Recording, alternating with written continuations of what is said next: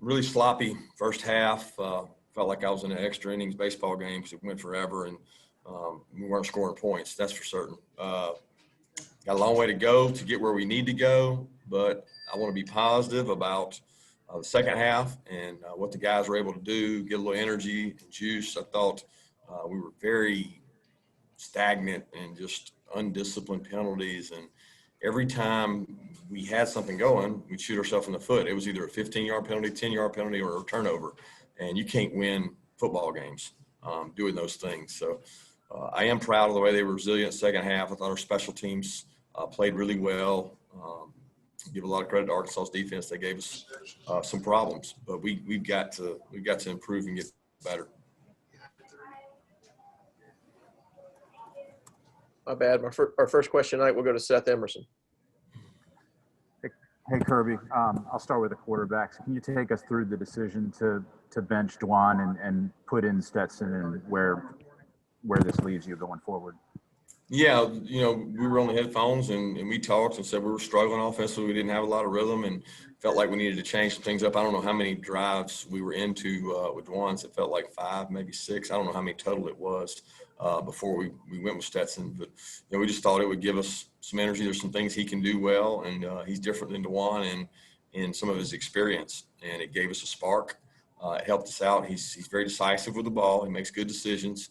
He understands what the defense is trying to do to him. So getting to watch them defensively a little bit, I think helped him.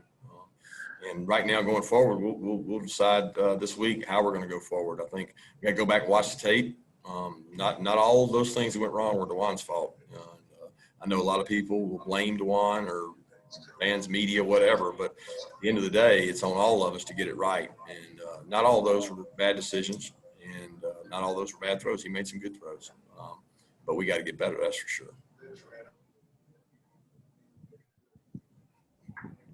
Next question will go to Mark Weiser. Hey, Kirby, I want to ask you how JT Daniels, his situation with his knee, and can he factor in to the quarterback situation in the next week, you think? He can factor in as soon as he gets cleared, and I think he's got a lot of confidence as well. And when you say the two most experienced guys, probably JT and Stetson in terms of having played football games. But regardless of who the quarterback is, guys, we can't hold people. We can't line up in the backfield. We can't jump off sides. We can't turn the ball over. So a lot of that doesn't have to do with the quarterback position, and I know that's the one that everybody wants to talk about, and I respect that. But I'm also smart enough and wise enough to know that that's not all the malfunctions we have. We're not just on the quarterback. Next question will go to Dean Legge. Kirby, how'd you think y'all played defensively? I mean, the one touchdown seemed like a blown coverage. I'm not sure I'm smart enough to know the answer to that, but how'd y'all think y'all played moving forward from that point? I thought we played hard and had to go out there a lot. I felt like we played a lot of snaps in the first half. We lost contain on the touchdown pass and ran a stunt where we tried to get some penetration and get him flushed. So we lost contain. And then a guy got behind us. I wouldn't call it a busted coverage as much as it was a good route against a poor coverage. And give Arkansas credit. They ran a scissors route and did a good job getting the guy open. But they were resilient, man. They fought. Got put in a lot of tough situations. And thank goodness we have a lot of experience on that side of the ball. And the best thing they did is they never pointed any fingers, never blamed anybody, just kept working. Next question will go to Anthony Dasher. Coach, what was your thoughts on the play of the offensive line? In the first half, you had a couple of guys and moving in and out. What was your feeling about the way they played? I was our judge until I watched the tape. We didn't really move a lot of guys around in the first half, to be honest with you. We didn't play but 6 guys, so there wasn't a lot going on there. 6 guys playing. That was more of a rotation that we've always had, felt good about with Warren, Trey, and Ben in there. I think we got to play better all together offensively is the biggest thing. We got to find some guys that are willing to fight for extra yards and knock people off the ball to help us. There were some young guys out there, and we'll review how they played, but I'm not ready to say played good or bad right now. Next question will go to Augusta Stone with the red and black. Hey, Kirby. I wanted to talk a little bit about the defense's performance today. Without those interceptions from LeCount and Stokes, like how much do you think those really affected Georgia's momentum? And then as well as just like if you take those out, how does the game kind of end up in your perspective? I don't know. It probably would have mattered what would have happened after we didn't get the interception. It would tell me a lot more about how it would have ended. But those guys play hard. They work hard. They practice hard. They got a lot of experience, and we're going to have to use them as we build the rest of our team up and we grow as a team. We talk about complementary football all the time. It doesn't matter when the turnover happens. First drive, second half, you got to go out and stop them. And I love those guys and the way they compete. They got so much fire. They just love playing the game. And I didn't watch it as closely as I have in the past, trying to work through some of the offensive stuff. But I thought they played really hard. Thank you. Next question will go to Mike Griffith. Yeah, Kirby, just the environment, COVID game, your takeaway, how different was it? Was it different or was it still football or do you think that atmosphere was different and may have played some sort of role?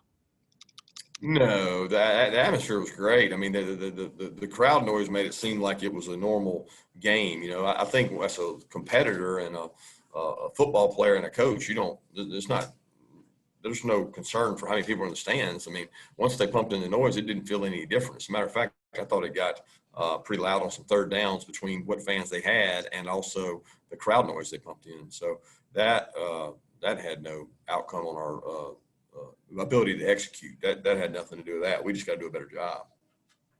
Is there anything you can attribute that start to? Is there anything you can put your finger on as far as why you guys look so sloppy and uncharacteristic? Yeah, it starts with the penalties.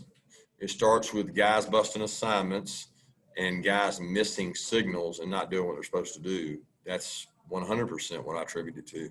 So when you turn the ball over, which we did when we had a good drive, when you hold people and you line up in the backfield, you're not going to have a lot of success. That's just not going to happen. Nobody's going to give you plays on 2nd and 15 and 2nd and 20. It's just not going to happen. You got to be efficient. You got to execute. You got to be clean. We call it playing clean. We did not play clean today. Next question will go to Brandon Sudge at the Macon Telegraph. Kirby, going back over to Stetson, when we were speaking to him earlier, he was saying when y'all signed him back, he kind of saw that he had a potential to do this. Maybe that's just his mentality to come in and play in these situations. But what is it about him that gave you confidence to put him in a situation like this? Is he somebody that you guys have a lot of trust in as a coaching staff? And have y'all told him that he's the type of guy who can be in these situations? Yeah, I would just say that the number one thing is experience. Experience at that position is a premium. And I think you see that more and more across the SEC as you look at the quarterbacks that are here and the quarterbacks that aren't here. And Stetson has played in a lot of football games. Everybody forgets he went to Mississippi and played in the JUCO league where he played, 10 games or something and got to play a whole season. That value of playing that season is immense in terms of getting reps. Then he came here and he took every single rep for an entire year behind Jake Fromm as the 2. So we knew, we felt comfortable with what we had in Stetson in terms of all his reps he had taken. Stetson, unfortunately, did not get a ton of reps in minicamp leading up to the first practices. He has not gotten a ton of reps.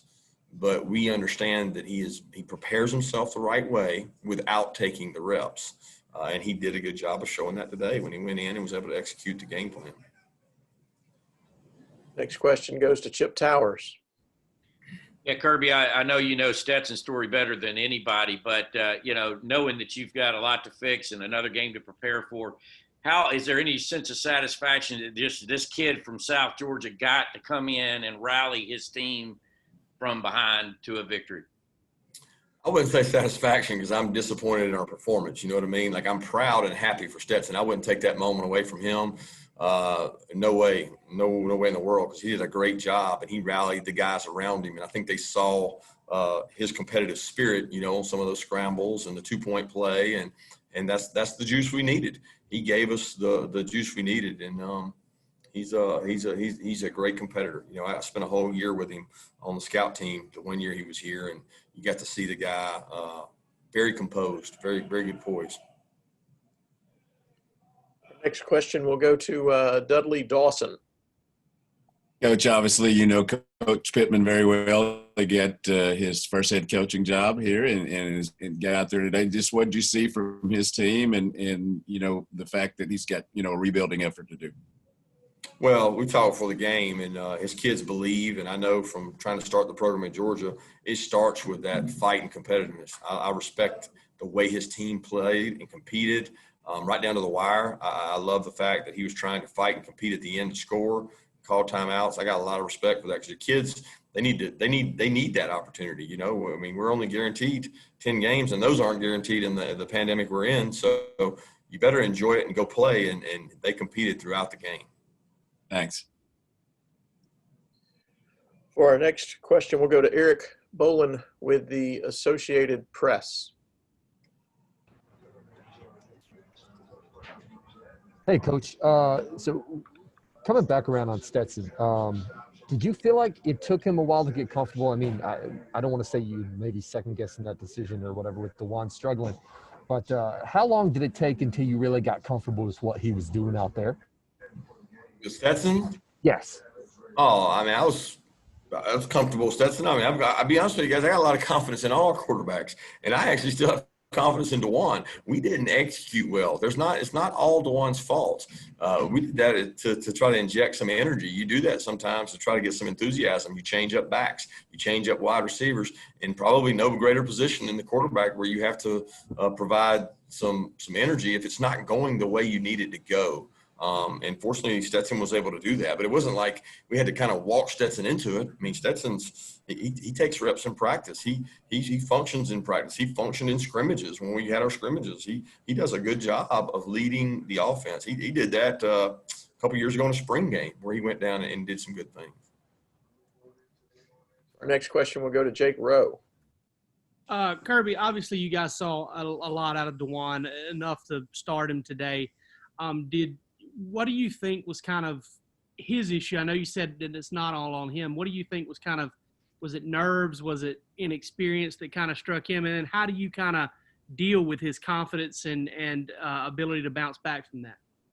Well, you find out a lot about yourself when you look in the mirror and you got to say, what do I got to do to make my team better? And I think the whole team has to do that, you know, from every man on our team, from special teams, defense, and offense. And the only conversations we've had on here today have really been about the quarterback. And there's a group of men in that locker room behind me that played their hearts out. And I get it. I respect it. But those kids fought just as hard at quarterback too. And it's the most criticized position there is in all sport, along with the head coach. And that's tough. That's tough for a guy like DeJuan, who's given everything he can to this program. He's worked his butt off. And, you know, today wasn't his day. He didn't have a great day. And some of it was what they were doing. Some of it was what we were doing. And not all of it was his. You know, when you got a route that a guy's in zone, he's supposed to break in, and man, he's supposed to – zone he's supposed to sit, man, he's supposed to break in, and he doesn't do it. Sometimes that can throw things off. And it's not all on the quarterback. But to the average fans, I get it. There's going to be a lot of criticism there. And we got to do a better job as a staff, including me, of helping our quarterbacks to be successful. Next question will go to Allison Mastrangelo with WSB.